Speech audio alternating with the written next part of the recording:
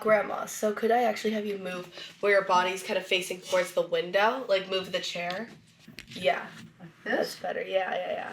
So what do you think of this?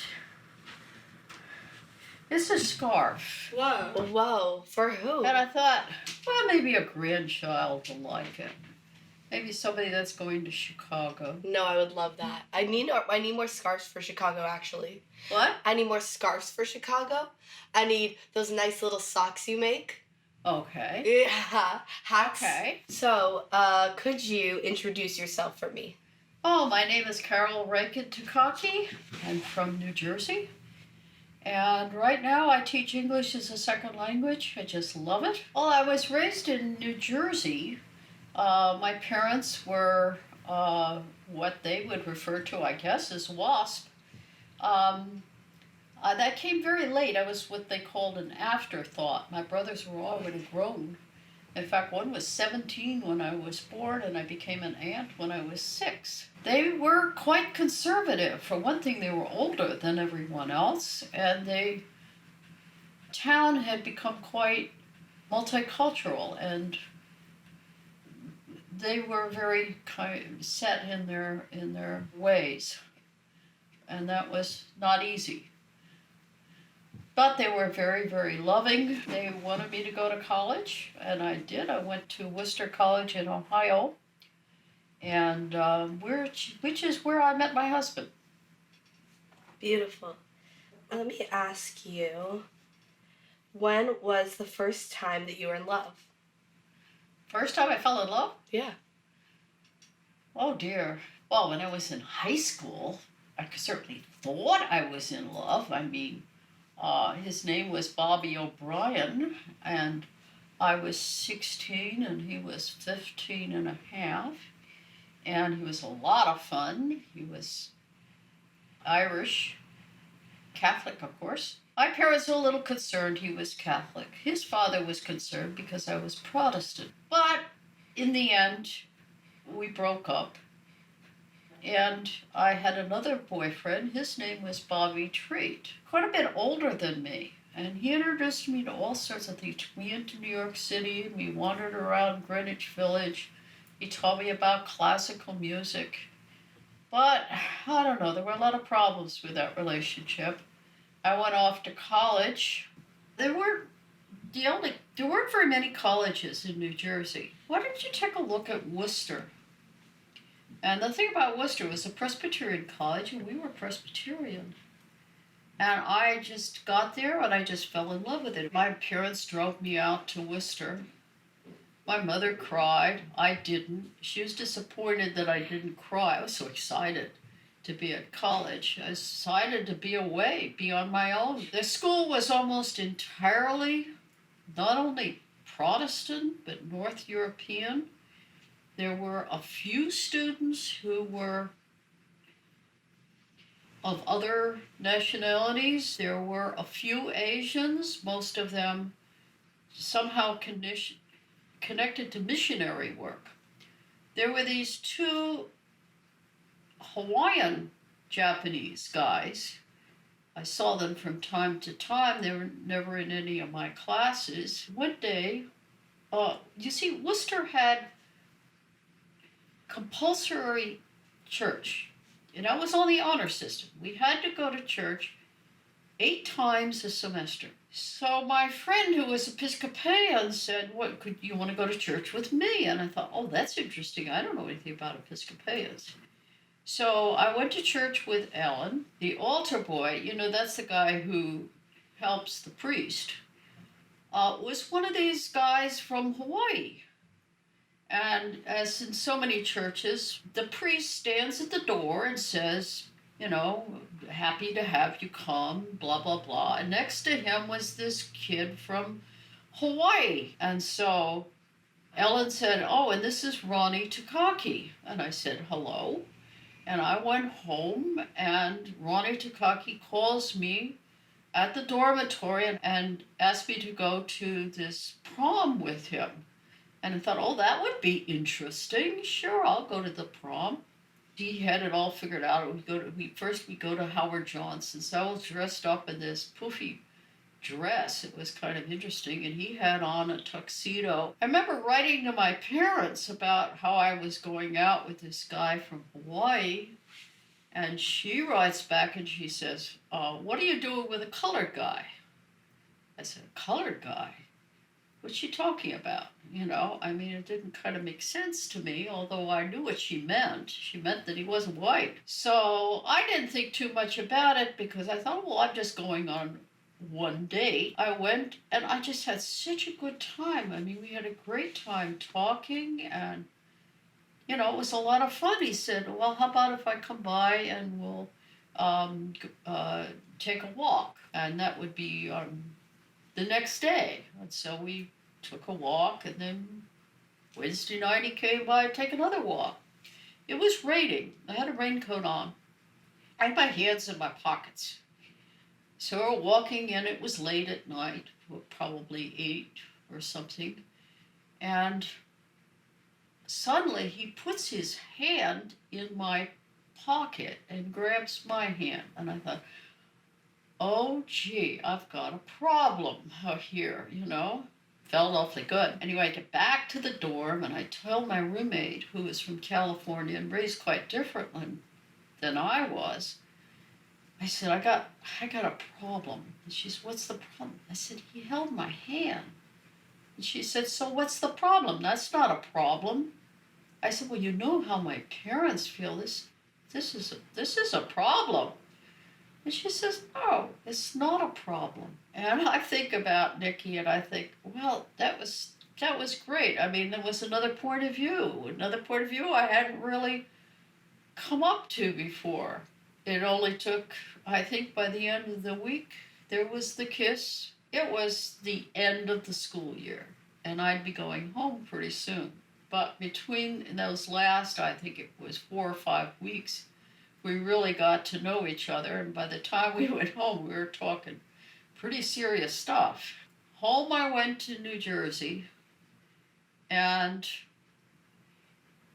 he'd write me letters, so I made sure I was the first one to get to the post office in order to get Ron's letters. And I kept the letters in my dresser drawer. Well, what happened was my mother was putting away my clothes, found the letters in the dresser drawer. And she was pretty upset. She and Dad were really upset that I was corresponding with this colored boy, this so-called Jap. So they could, without saying anything else, they confronted me one day and said that I was not going back to Worcester. And I said, oh, and I right away, I mean, I loved Worcester.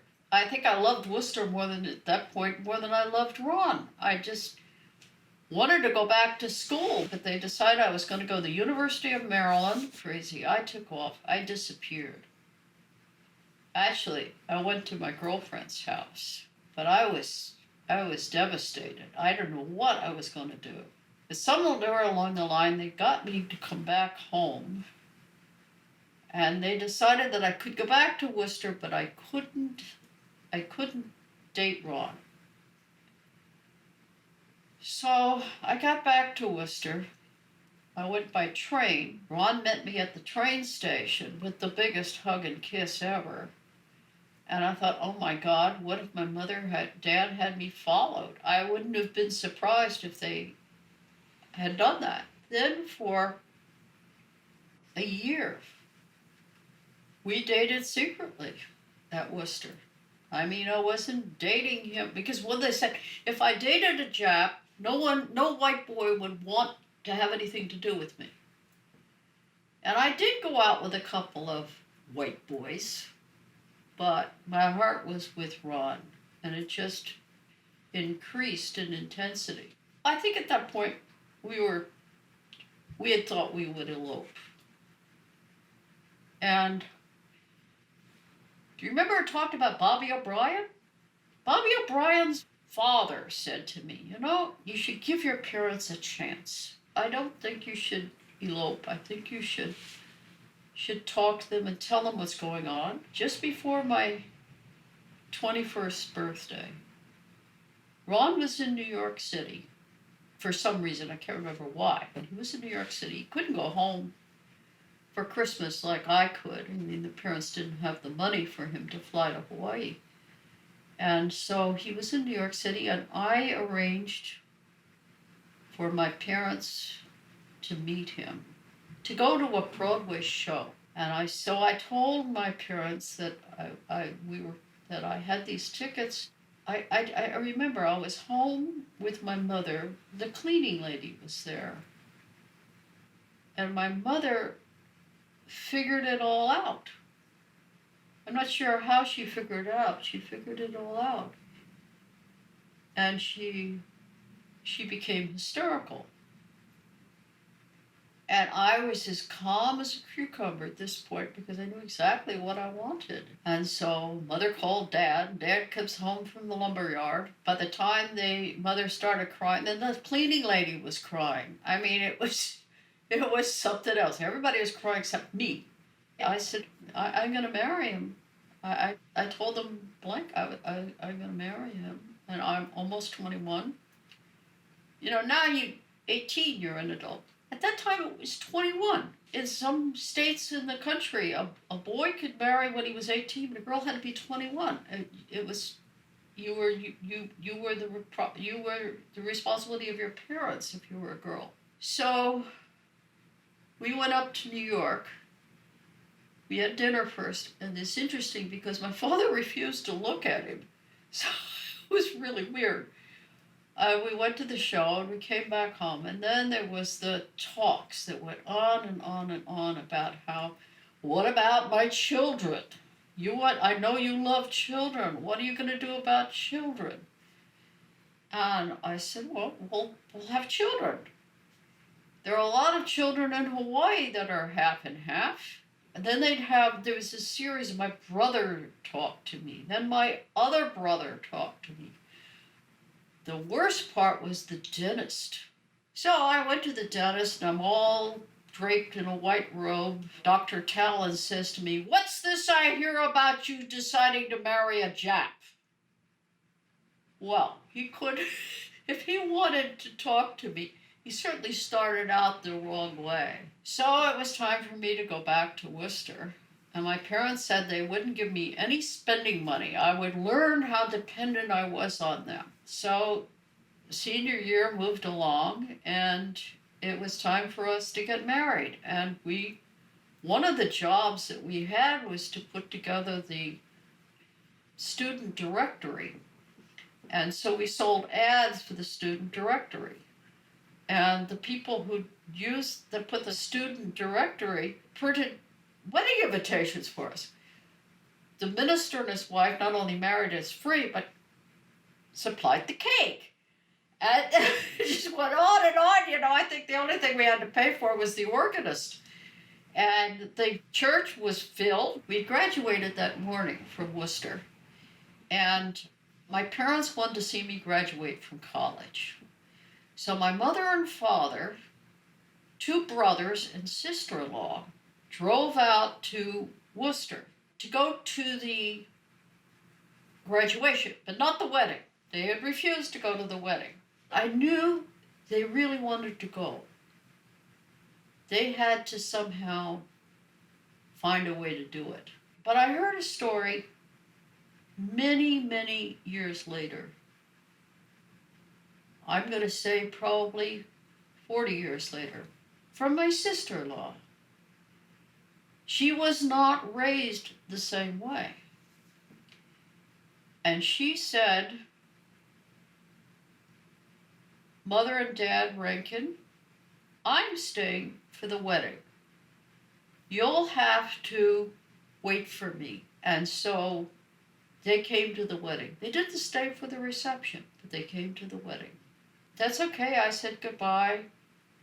We had a great reception, very, very simple. My face was so sore from smiling. I was using muscles I hadn't used before. I was so happy to get married. And 4 years later, 4 years after we were married, Dana was born. They drove out to California. Ron said, "Mr. Rankin, I'll get the suitcases from the car." And my father said, I think it's time for you to call me Dad. I don't think my dad ever reconciled to my relationship, but I know my mother did. He died about 5 years before she did, and she came out twice a year to visit me. And she grew to love Ron. And once she said to me, will Ron ever forgive me? So I said something to Ron. He says, what's there to forgive?